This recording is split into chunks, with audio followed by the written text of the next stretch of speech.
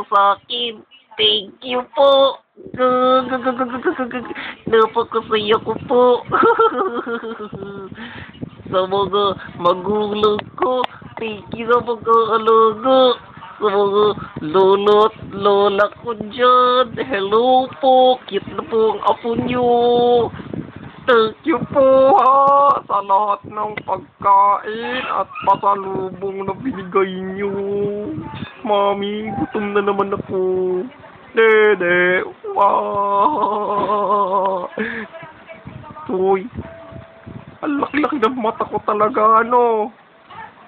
Ano ba yung tinitignan ko? Oh, cute ba ako?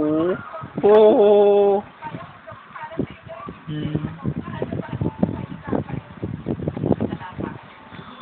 Ikaw na nga ang hinahanap ng puso, ang siyang magbibigay ng saya at tamis at lambing sa buhay ko.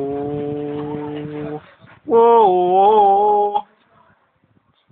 Ikaw na nga! Ang susunod yun? Ay, nakalimutan ko na. Ay, sorry po.